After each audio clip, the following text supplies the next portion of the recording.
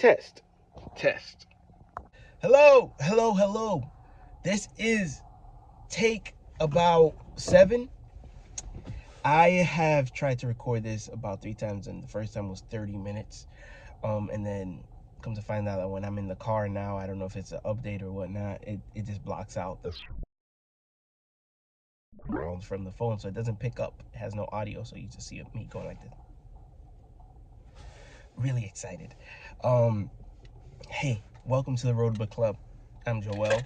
Um, it's been a minute, and the reason why it's been a minute is because I was in the middle of reading this book, Key Person of Influence, and I lost it somewhere along the way. But I have some news, some good news. I found it. I found it, guys. I found it. Key Person of Influence. It's super amazing, and I found it in the most unlikeliest of places. I found it under my son's car seat, which I didn't even know was under there. I know what happened. I was probably doing an Instacart order, and I don't like to leave things in the front passenger side, even if it's a book, because I've had bad experiences. I've gotten my car broken into because I just left the book in the car before. So, yeah, so I put it in the back seat, and then one day my wife was telling me, hey, let's put the old car seat back in there while our little boy continues to grow. I did that, and I didn't look under the seat before I put the car seat, and there it was, and I was distraught. I looked, I turned the house upside down, I looked through the car, I double checked, and I'm like, why would this happen now as I'm starting a YouTube? And this is literally part of the content. One of the main parts of the content is sharing insights from the books that I'm reading, and this is the Road Book Club. And I lost it. Looking back, I think it was a blessing in disguise because I got enough information from the book to then start implementing what I was learning from the book. One thing is working on the pitch. The second thing is working on publishing. Third thing is productizing. I'm not there yet. That's not where we are just yet. But I continued reading, and it's really phenomenal. Really cool thing. I worked on my pitch. It's along the lines of, hey, the Road Book Club is a place where people are able to grow. The Road Book Club is a resource where people can partner with us and have a conversation and ask other people, like, what are you doing to grow? What are you doing to excel? What are you reading right now? So that they're able to change the place where they are with time, like, given enough time. So that's what it is in a nutshell. The next thing is I started working on a book. And this it's in the works, very early stages. And one of the things that the Key Person of Influence says, Daniel Priestley is the author, and he says, commit to writing a book, because as you're writing, you're gonna focus your energies on a specific industry and a specific area, and you what you will learn from writing the book is something that you will benefit from a lot more than if you were just to kind of like going with the flow. So that's especially for trying to become a key person of influence in a specific industry, right? For me, I think that the industry is personal growth, is personal development. um, and the first person who's eating from this is me. I'm the first person who's testing this out. So you're along for this journey. If you're logging on and you're meeting me now, my name is Joel, and I was a driver, doing Uber, Lyft, Instacart. Doing the Instacart is how I lost the book, because as I was gonna go into the supermarket, I probably tossed it in my backseat. And I've done DoorDash. I've done a plethora of gig work and while I was on the road, I didn't want to waste time. So time management. I didn't want to waste time while I was waiting for a passenger, or while I was driving to a pickup location. And in certain cases, I would flat out ask my passengers, hey, do you mind if I listen to an audiobook, because I'm like in the middle of this, and I could already tell that they didn't want to talk, or they had their headphones on. I was like, if you don't want to talk, that's fine by me, it's cool. It's fine by me if you don't want to talk. I'll just listen to my book and just get you to your destination. And it's a win-win, right? I'm maximizing by listening to my book while I'm on my way, and they're getting to their destination. While I was waiting, and this is, I'll speak a little bit more about that in the book. While I was waiting to pick up people, I would carry the book around.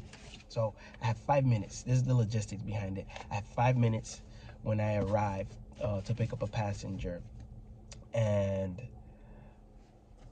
when I go to pick up when I go to pick up a passenger, I have about 5 minutes to wait before I leave.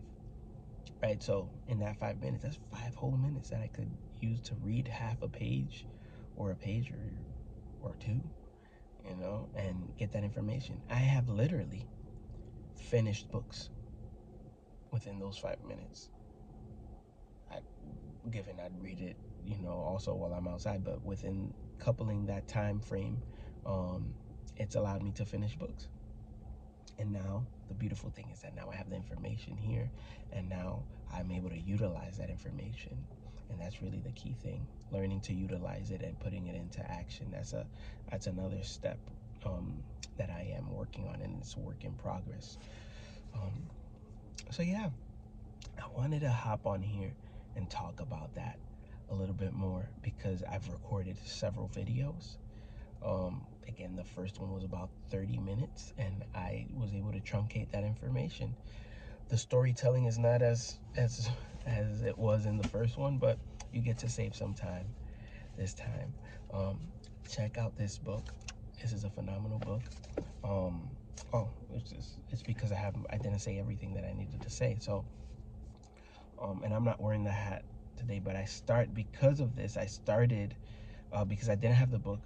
I've been listening to other things, different podcasts, Byron Golden, Miles Monroe, reading a book called Brainwash by Manny Arneo, and I have another book that I found, friends. This is what I love about being in a place. As you're doing something, a big part of what I'm learning is what you work in will work in you. What you work in will work in you. If you're a fitness trainer, you begin to see things in the vein of fitness. You begin to see life in the lens of fitness. For me, I was a driver, so I started to see a lot of life's lessons through driving. Don't speed, because you could get into an accident. Yeah, same thing in life. If you're moving too fast and you're not able to make calculated decisions at that velocity, then there's chances that you're going to make an error, and then you might crash out. There's life lessons in what you do, and what you work in will work in you. As I started doing the other things, because I didn't have this book, and I'm excited to continue sharing the insights that I find in this book. I started a TikTok page. I also started a TikTok page. The TikTok, and I realized that the content that I'm sharing on all the different platforms are going to be individual, because they all have different audiences, and they all have different purposes. It shouldn't be just the same thing on each platform, and I only have a certain amount of time that I could allocate to updating and posting and recording and editing. And as you can see, it's very minimal editing. This is a one-shot method, really. Sometimes I'll get a call and I'll cut it and just stitch it all together real quickly. But on the TikTok, I started this posting, and it's more inspirational, more encouraging for people who are out there in the world who just need a voice to say, hey, keep on going. Somebody's thinking about you, because there's another level. There's another a level. There's another book which it'll be down the road, and I've mentioned it. If you follow on Instagram, it's the Red Book. Leave a kind message. So I started posting that so that people could share it, and it's something that I think it helps people in a different way. The Road Book Club, the purpose behind the Road Book Club is so that we develop and we grow. You take your time and you grow. You don't just waste time, but you use time. And then as you're going, sometimes you run through hardship and you just need that voice that says, hey, you're almost there. Hey, slow down. Hey, somebody's thinking about you. Okay. And then that's what I started posting on the TikTok. But then it developed into something else. I created a logo, and then I saw that there was like embroidery. I'm like, I love embroidered stuff. It's really cool, high quality. So I created a hat, because it's something that I learned years ago. I utilized it today, to create a high quality product. So the hat, the merch is available on TikTok, and that's something new. And I'm excited. I'm excited because that'll help, fuel the growth of the Road Book Club, and to be able to grow it to another level.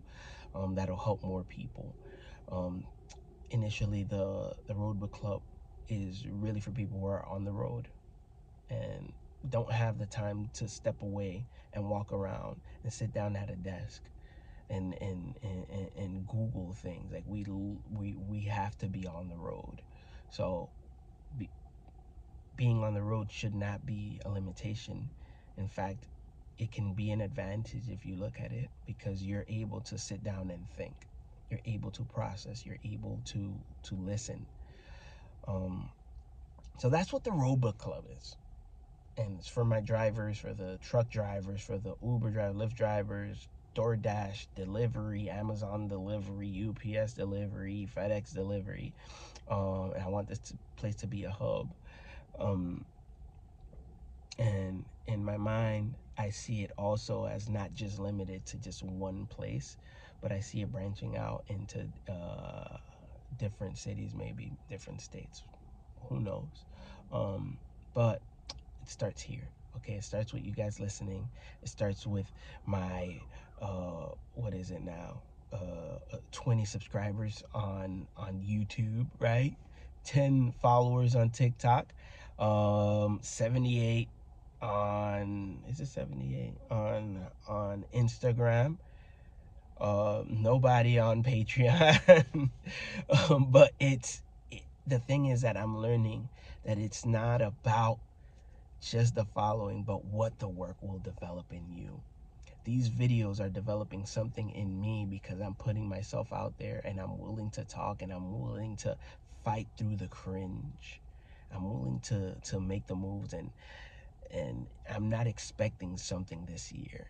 I'm expecting this seed to grow next year, or the third year, or the fourth year, but it's going to require Joel Martinez to continue planting the seed.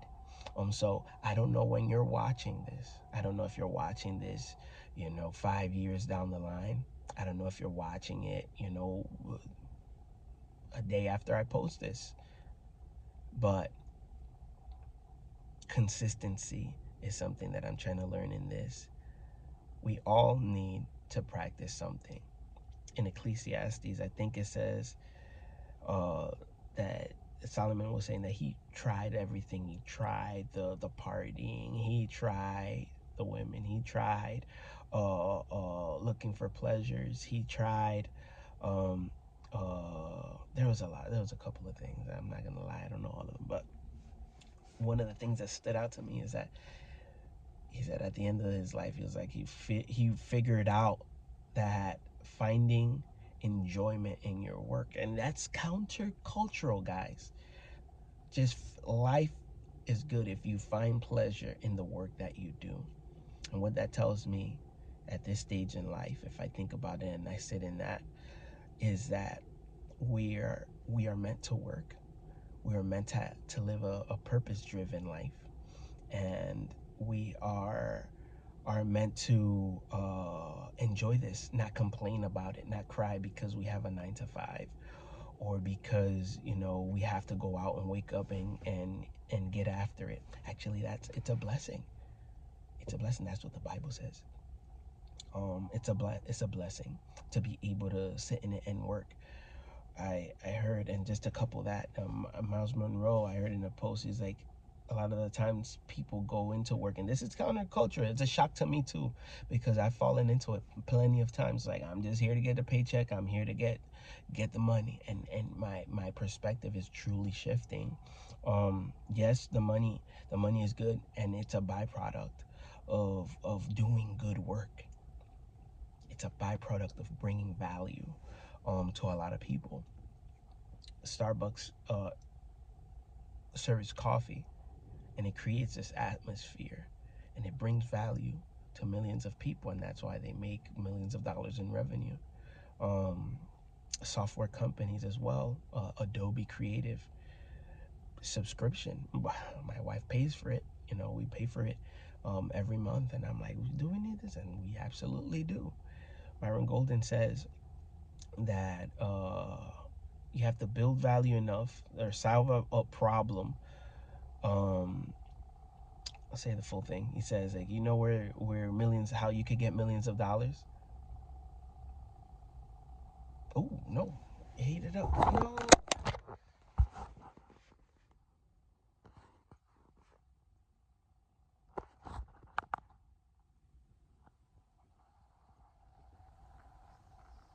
I don't know where it left off. The phone froze.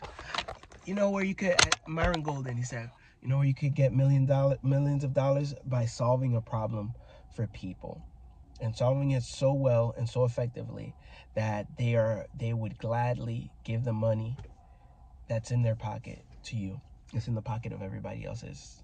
It's in everybody else's pocket, and if you solve that problem, they'll gladly give it to you. So what I was gonna say, back to my Miles Monroe. I'm sorry for jumping around, but Miles Monroe said, we live in a culture where you just go into work and you want to get paid, but in reality, work is for work.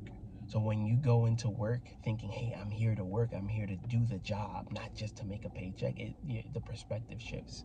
I think I'm going to leave you guys with that. Thank you so much for listening. Check out all the things. And I don't want to just kind of like jump ship here, but the phone is heating up. We got to work on a different setup. I'm wondering, should I say anything else? Persistence and growth happen slowly. A tree doesn't grow overnight. So take your time, slow down. It takes time. These things takes time. Even though the culture wants to make it seem like it's overnight, nothing is overnight in reality. And once you understand that and you take your time and enjoy the process, things begin to change. All right, that's it. Thank you so much for listening. I'm Joel Martinez, founder of the Road Book Club, and I look forward to hearing from you. Write it in the chat. Send me a message. I'll reply. All right, I'll see you on the next video.